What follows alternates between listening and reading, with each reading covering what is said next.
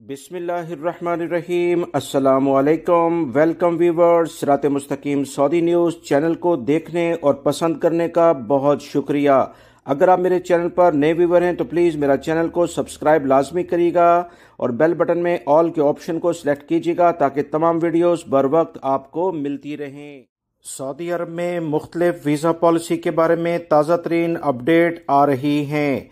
Visit वीज़े के लिहाज से ताज़ा तरीन अपडेट आई है कि 5 किस्म की पाबंदी इस वीज़े में शामिल होगी। जो भी गैर मुल्की अफराद विजिट वीज़े पर सऊदी अरब में अपनी फैमिली को बुलाएं या किसी भी और रिश्तेदार को बुलाएं, इन्हें लाजमी तौर पर 5 अहम पाबंदियों के लिहाज से काम करना होगा, वरना इनके खिलाफ सऊदी अरब में कार्रवाई हो सकती है। ये 5 पाबंदियां क्या हैं जो कि विजिट वीज़े के लिहाज से खास तौर पर जिसका एलामिया जारी हो चुका है, इसको लाजमी गैर मुल्की भाई जाने ताकि जुर्मानों से आप बच सकें। तफसीलात इस वीडियो में शेयर की जाएंगी, लिहाजा वीडियो मुकम्मल देखिएगा, लाइक करके शेयर भी कीजिएगा।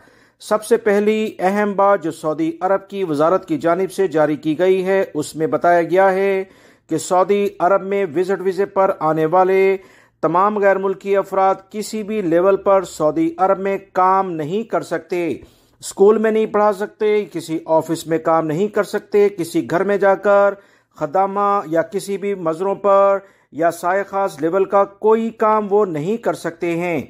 मजीद दूसरी पाबंदी यह है कि विजिट वीज़े पर आने वाले अफराद सऊदी अरब में हज की सआदत हासिल नहीं कर सकते। हज के लिए उन्हें अलग से नए वीज़े पर हज का वीज़ा जारी किया जाएगा, उस पर वो आएंगे।